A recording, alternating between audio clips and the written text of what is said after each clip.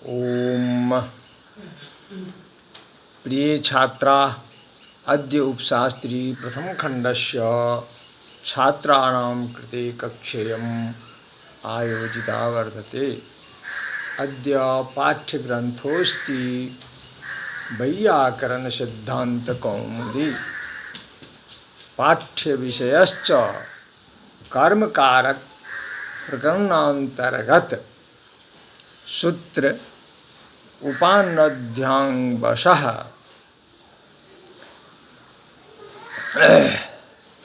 एवं च अंतरा अंतरेण युक्ते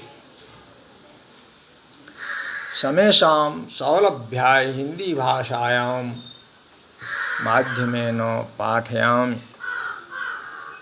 तो छात्रों, अब हम पहले सूत्र उपानध्यांगवशः के विषय में जाने। उपाधिपूर्वस्य वस्तेरा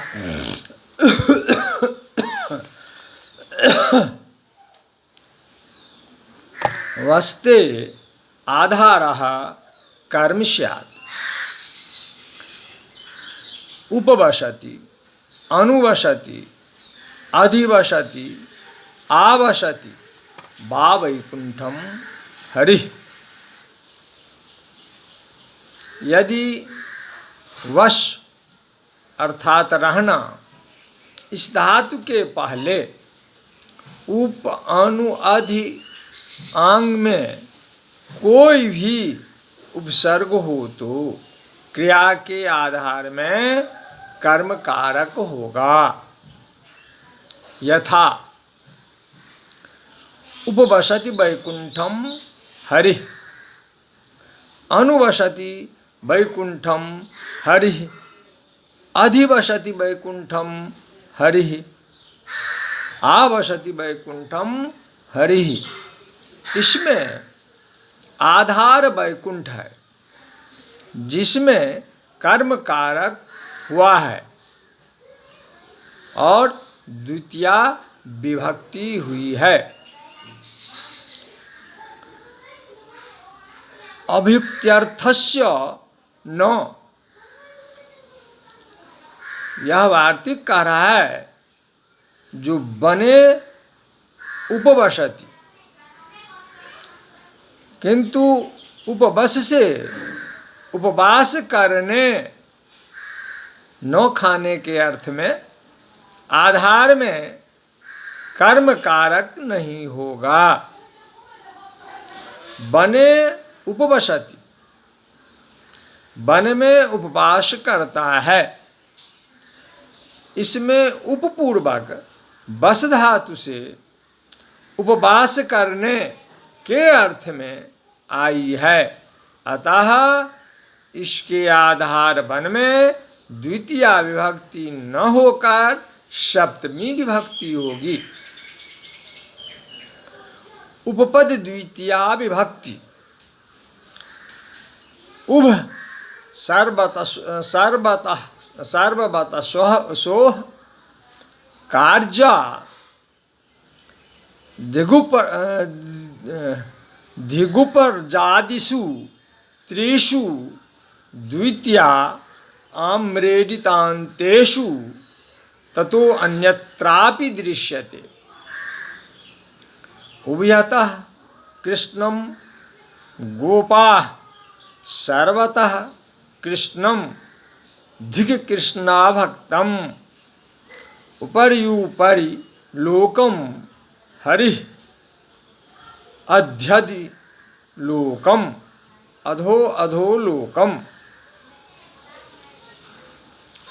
यहाँ से उपपद द्वितीया विभक्ति के नियम हैं। सभी विभक्तियाँ दो प्रकार की है, कारक विभक्ति और उपपद विभक्ति।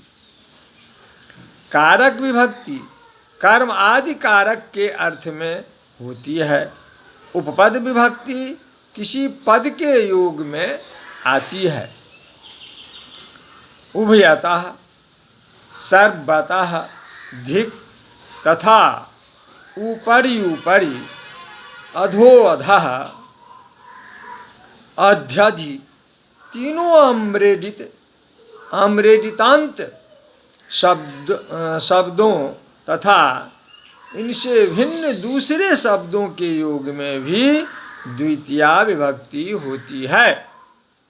यथा उभयतः कृष्णम गोपा, कृष्ण के दोनों ओर ग्वाले हैं। इसमें उभयतः का संबंध कृष्ण से है। किसके दोनों ओर? तो कृष्ण के, अतः कृष्ण में द्वितीया होगी। इस प्रकार सर्वतः कृष्णम, कृष्ण के सभी ओर, इसमें भी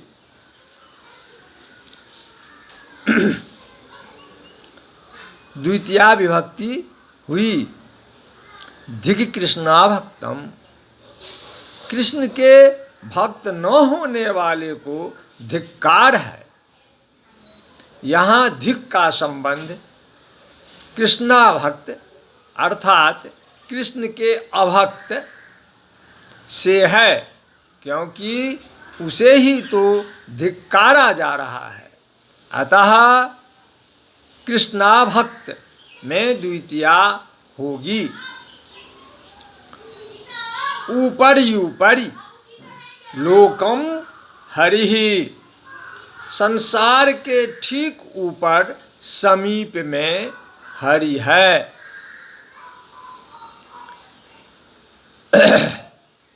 अध्यधि लोकम, संसार के ऊपर समीप में। अधोलोकम, संसार के नीचे।